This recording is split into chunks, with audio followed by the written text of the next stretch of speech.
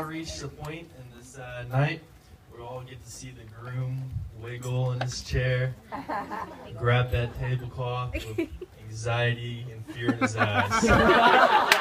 That is right. We're at the point right now where they ask me to give the groom the drink bill. Go ahead and open that up.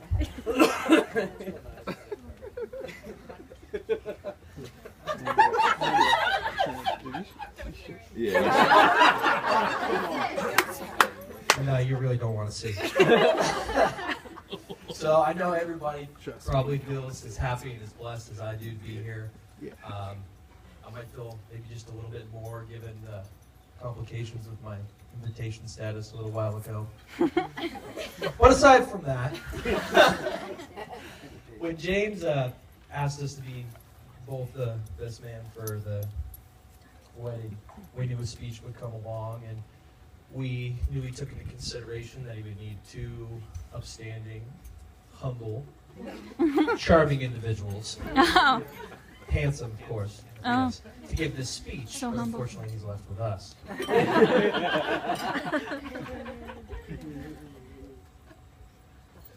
I sit here tonight, or stand here apparently, and I look at the bride and the groom, and I can't help but smile. It's wonderful to see two people so happy together, so much in love here tonight, holding each other. Me, I'm a bachelor by choice. Not my choice, mostly by the women I date. Maybe your wardrobe. In all honesty, today isn't. Hawaiians are in. But in all honesty, today is a day full of love and happiness and hope for the future. It's a day full of symbolisms. For instance, the wedding ring made out of gold symbolizes purity and wholeness and your guys' union together. But there's another symbolic thing here. That is the bar, and that's the real reason we're all here.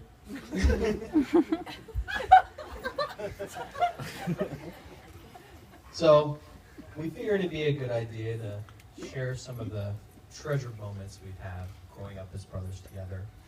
One specifically comes to mind and plays into the festivities taking part later this evening when we were all younger and much younger, I'm not sure how, but very small. There was an occasion where James had completed his bath, and what a normal kid would do is dry off and get ready to go to bed. But instead, probably because we all used to take karate, the underwear ended up on top of his head and running through the house yelling that he's a naked ninja. So Elizabeth, you're sure in for a treat this evening. Some things haven't changed over time.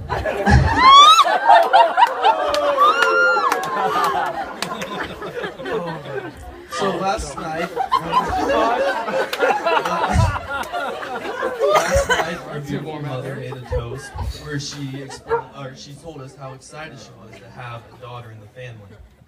And I got to thinking more and more, and I realized over the past 4 years, I've been considering Elizabeth a sibling, and I'm very excited also.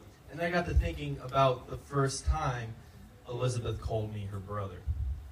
We were in Las Vegas for James's 21st birthday, and James wasn't feeling so good. Kyle was generous enough to let me use his ID to go out to the clubs, and we were in there, and Elizabeth and I believe Kimber was there, and some other people decided they wanted free drinks from this table that had bottle service.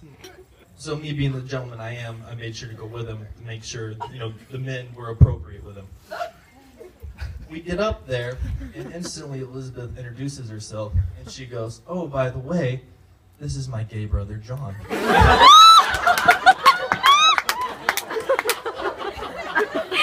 Oh my. As if the Bachelor and Hawaiians didn't give it away. Anyways, one more story I wanted to share is growing up, my poor mother having to deal with 3 rowdy boys. And we used to go on these long motorhome trips.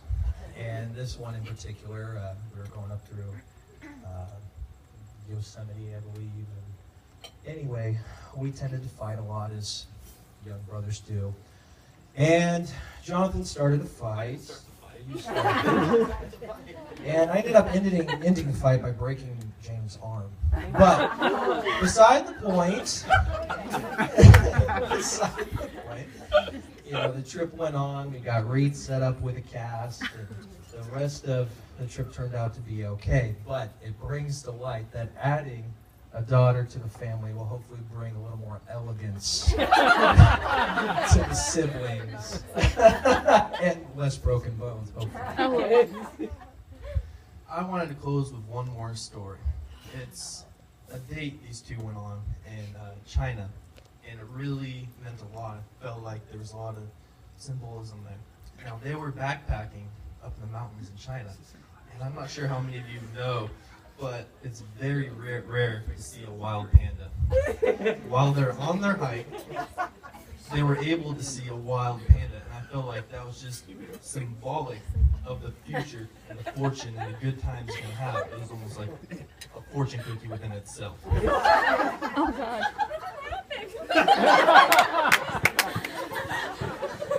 All right, so before we make this any worse, let's all raise a glass to James and Elizabeth.